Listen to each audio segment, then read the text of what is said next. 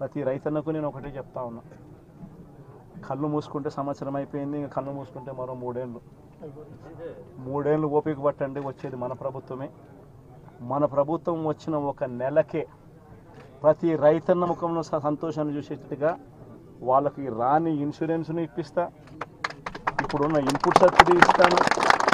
ఇవ్వడమే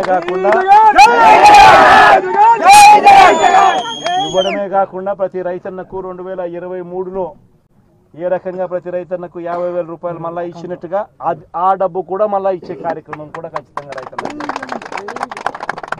ప్రతి రైతన్నకు నేను భరోసా ఇచ్చి నేను ఈ విషయం చెప్తా ఉన్నా. వైఎస్ఆర్సీపీ పార్టీ తరఫున నష్టపోయిన రైతన్నలకు కూడా ఖచ్చితంగా పార్టీ అంతో ఇంతో, అధికారంలో మనం లేము, ప్రతిపక్షంలో మనం ఉన్నాం, అంతో ఇంతో చేసే కార్యక్రమం మాత్రం ఖచ్చితంగా చేసే కార్యక్రమం ఖచ్చితంగా చేస్తాం. అది రాబోయే రోజుల్లో అవినాష్తో నేను మాట్లాడుకొని అవినాష్ ప్రతి రైతుకు మేలు జరిగేట్టుగా, ఎంతో కొంత మేలు జరిగేట్టుగా అవినాష్ ద్వారా అది చేయించే కార్యక్రమం కూడా చేస్తాం.